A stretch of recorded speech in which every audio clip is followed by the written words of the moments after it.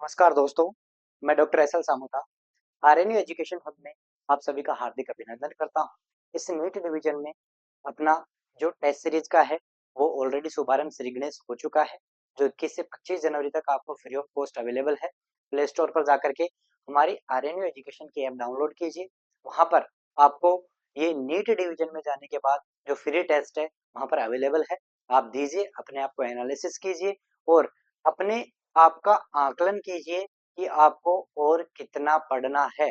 तो जैसे ही test submit करोगे आपका एनालिसिस रिपोर्ट, आपका परफॉर्मेंस कार्ड आपके सामने आ जाएगा। उसके अकॉर्डिंग आप अपनी तैयारियों पे एक नई उड़ान दे सकते हैं। आज अपन जो बात करने वाले हैं वो उन टॉपिक की बात करने वाले हैं जो नीट पिछले कई सालों से नीट यूजी के अंदर लगातार रिपीटेशन के साथ पूछे गए हैं और आने वाले टाइम में भी पूछे जाएंगे। उन्हीं टॉपिक्स के बारे में आज अपन एक समराइज चर्चा करेंगे कि कौन कौन से टॉपिक पे आपको ज्यादा जोर देकर के पढ़ना है और उन टॉपिक को एनसीईआरटी से ही पढ़ना है। एनसीईआरटी के बाहर कुछ भी नहीं पूछा जाता है। एनसीईआरटी को ही फॉलो करना है, जो एनसीईआरटी में लिखा आपको वही पढ़ना है। और कौन कौन से टॉपिक पे आपको जोर देना है वो सारी चीजें आज अपन डिस्कस करने वाले हैं। तो सबसे पहला जो टॉपिक होगा अपना वो किसके बारे में अपन बात करेंगे कि आपको पढ़ना है मोनेरा, प्रोटिस्टा और फंगाई के बारे में। किस किस के बारे में?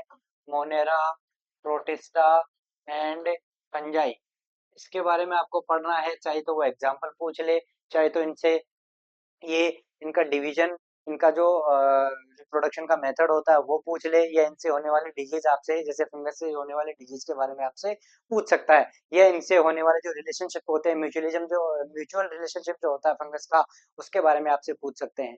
दूसरा जो अपना हॉट टॉपिक, हाई वेटेज वाला टॉपिक है, वो कहाँ से पूछा जाता है बेटा जी? वायरस से पूछ लेता है, विरोइड से पूछ लेता है, या फिर लाइकेन से पूछ लेता है। यहाँ से भी आपके चांसेस होते हैं। ये रिपीटेड क्वेश्चन है जहां से पूछे गए हैं और पूछे जाने वाले हैं। यहाँ पर भी आपको क्वेश्चन ध्यान में देना है। उसके बाद आपसे बात करना है किसके बारे में?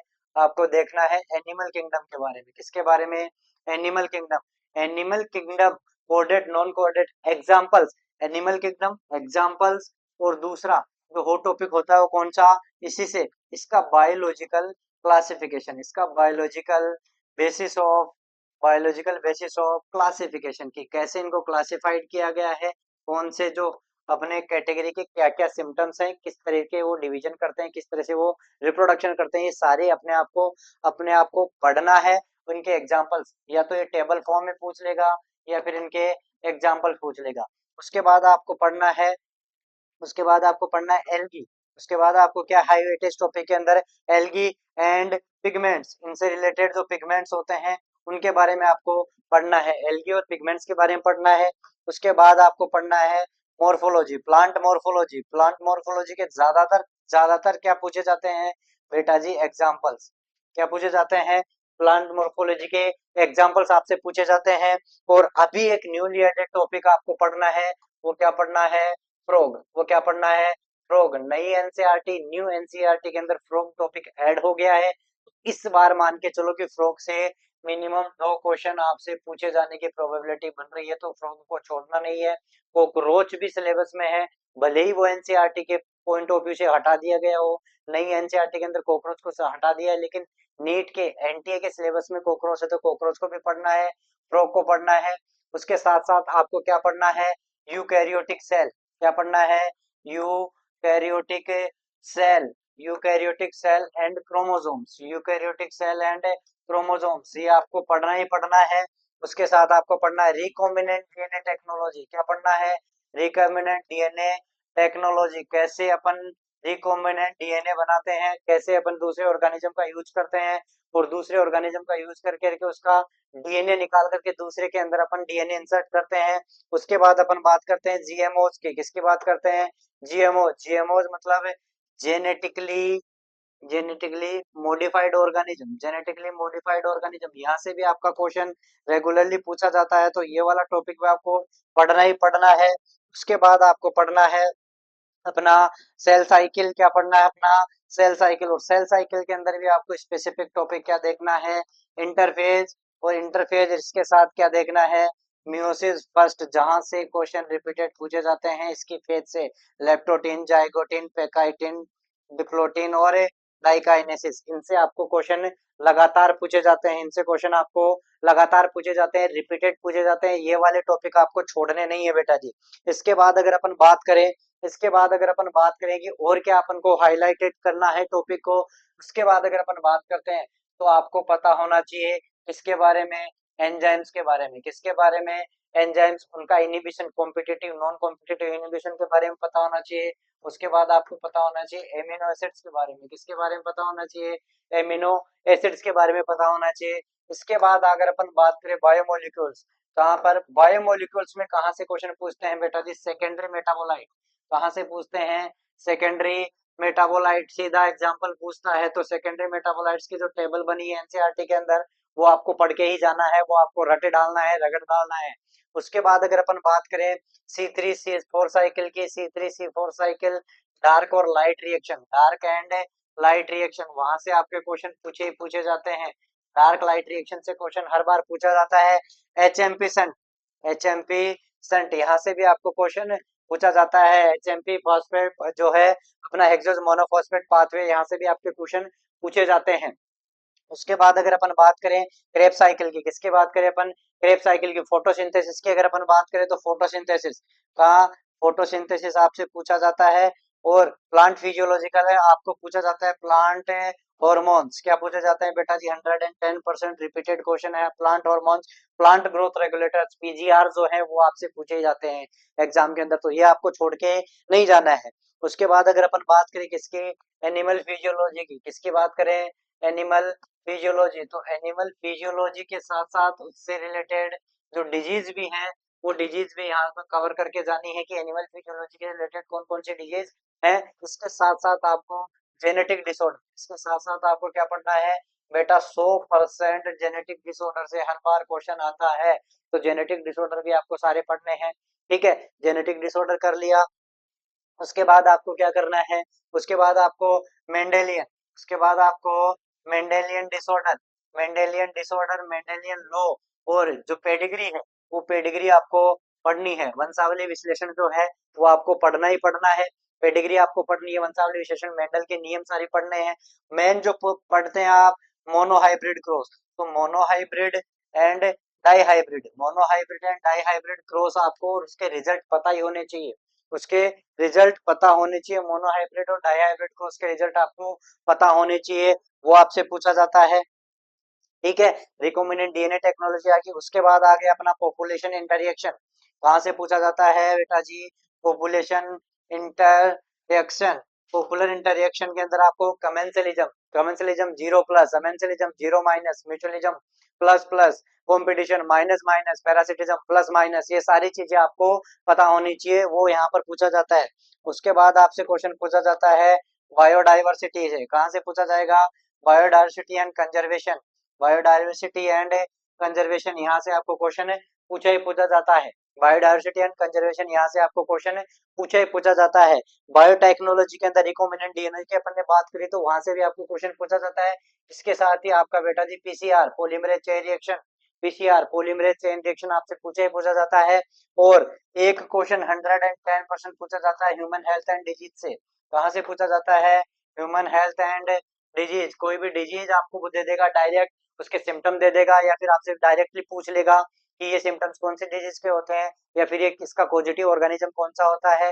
ये सारी चीजें आपसे ह्यूमन हेल्थ एंड डिजीज के अंदर पूछ सकता है, ह्यूमन हेल्थ एंड डिजीज के अंदर पूछ सकता है। इसके साथ साथ drugs and alcohol, drugs and alcohol abuse, drugs and alcohol abuse, इससे भी आपको एक क्वेश्चन 110% पिछले सालों के अंदर देखने को मिला है और आगे भी मिलता रहेगा।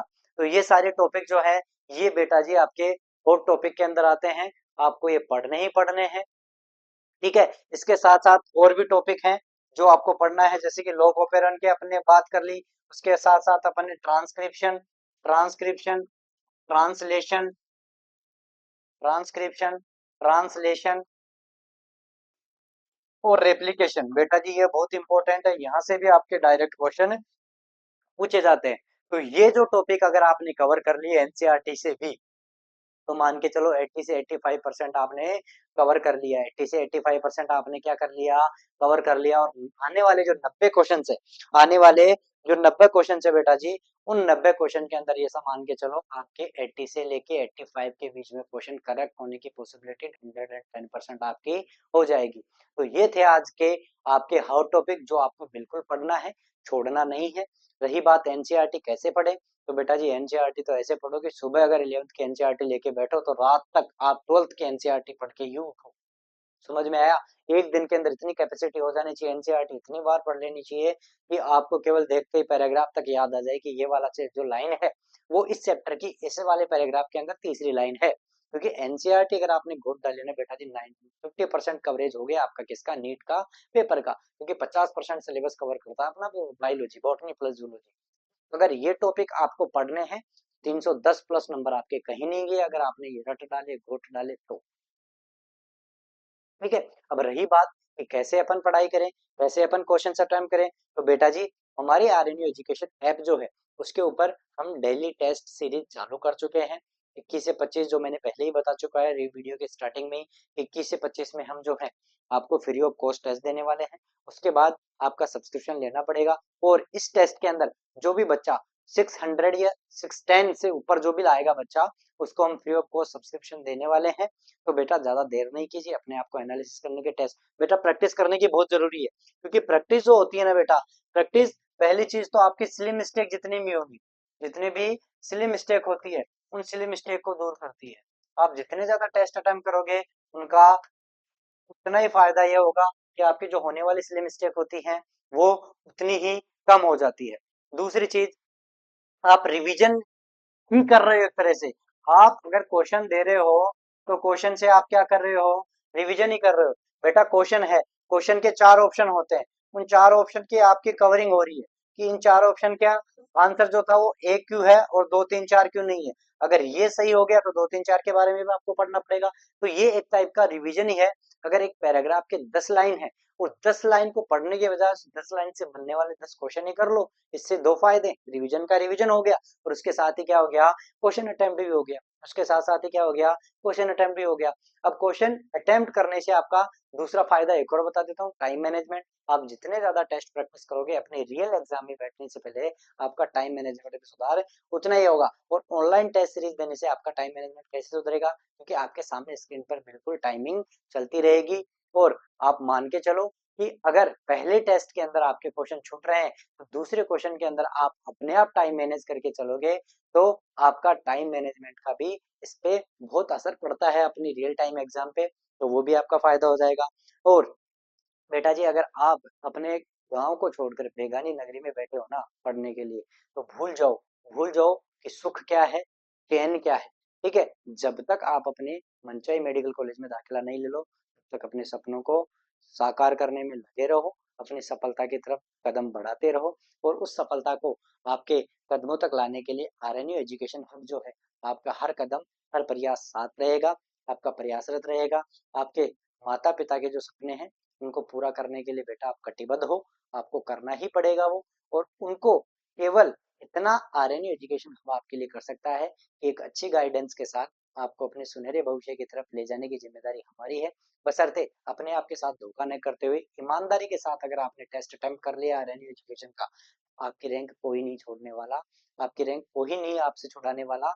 आप अपनी मनचाहा अपने स्टेट के अंदर मनचाही मेडिकल कॉलेज जो आपने सपना देखा था वो सपना के साथ जो मेडिकल कॉलेज होगी उसके अंदर आप अपना दाखिला ले लोगे। तो आज की जो क्लास अपनी थी वो थी कि कौन कौन से टॉपिक अपन को बायोलॉजी के अंदर मेजरली कवर करने चाहिए। पिछले 4-5 सालों के पेपर के एनालिसिस के बाद हम इस तोड़ पे पहुंचे थे, इस निष्कर्ष पे पहुंचे थे कि ये वाले टॉपिक जो हैं ये हॉट टॉपिक है। अगर बच्चे ने ये वाले टॉपिक कवर कर लिए, अगर ये वाले टॉपिक कवर कर लिए, बेटा जी मैंने ये भी बताया कि किस टाइप के क्वेश्चन पूछे जाते हैं। ठीक है, ये वाले टॉपिक अगर अपन ने कवर कर लिए तो ये सारे के सारे टॉपिक कवर करने के बाद आपका बायोलॉजी का 80 से 85 पोर्शन कवर होता है, 80 से 85% पोर्शन कवर होता है। अगर आपने 80 से 85% बायोलॉजी का कवर कर लिया तो 300 प्लस मार्क्स तो कहीं नहीं गए बेटा जी आपके। और आपका सिलेक्शन आपको बिल्कुल सामने, आपकी मंजिल आपके सामने दिखाई देगी। केवल आपको जाके नॉक नॉक करना है और एंटर करना है। ठीक है, तो आरएनयू एजुकेशन के साथ बेटा जी जल्दी से जल्दी जुड़िए। टाइम ज़्यादा है नहीं, आपके साथ वाला कॉम्पिटिटर है, जो प्रतिद्वंदी है, वो आपसे आगे निकल गया है किसी भी तरीके से, लेकिन आपको उसको क्या करना है, कॉम्पीट करना है और अपनी एक सीट सिक्योर करनी है। तो ज़्यादा से ज़्यादा टेस्ट दीजिए और हमारे आरएनयू एजुकेशन पे, हमारी आरएनयू एजुकेशन पे आपको डेली टेस्ट सीरीज दी जा रही है, टीटीएस दिया जा रहा है, इसमें आप अटेम्प्ट करिए, अपीयर होइए और अपने आप का एनालिसिस करिए। अब अपन शुरू करने वाले हैं एक बायोलॉजी का क्रेश कोर्स, जो मेजर पोर्शन वाले जो टॉपिक होंगे उनको कवर करेगा, जो हाई वेटेज वाले टॉपिक होंगे उनको कवर करेंगे।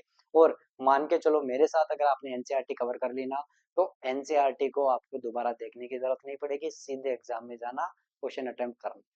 ठीक है, तो बहुत जल्द अपन बायोलॉजी की मैराथन क्लास जो है वो क्रेश कोर्स के फॉर्म में शुरू करने वाले हैं।